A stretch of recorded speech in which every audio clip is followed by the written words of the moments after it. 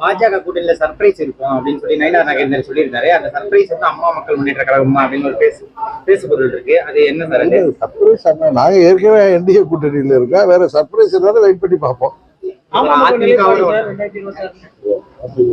நாங்க 24 பொதுத் தேர்தலில் மோடி அவர்கள் மீண்டும் இந்தியாவின் பிரதமராக வந்தால்தான் நாட்டிற்கு வளர்ச்சிக்கும் பாதுகாப்புக்கும் உகந்தது என்கிற முறையில நாங்கள் இந்த கூட்டணியில இருக்கின்றோம்.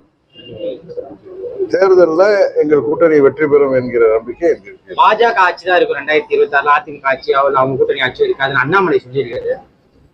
ஒவ்வொருவரும் அவரவர் கருத்து சொல்லுவாங்க. அதுக்கு நயினார் நாகேந்திரன் தான் நீங்க கேட்கிற, அவர் தான் பதில் சொல்லுவாரு. ஆமா, மாநாடு 22 நடக்குது. ஒரு மாநாடு, ஆன்மீக மாநாடு, அரசியல் மாநாடு திமுக குற்றச்சாட்டு வச்சுக்கிறாங்க. அது ஆன்மீக மாநாடு தான், அரசியல் சார்ந்தவர்கள் நடத்துறதுனால அது அரசியல் மாநாடாகத்தான் சொல்லுவாங்க. ஆனா தமிழ் கடவுள் முருகனுக்கான ஆன்மீக மாநாடு அது என்னவென்று பொறுத்திருந்து பார்ப்போம்.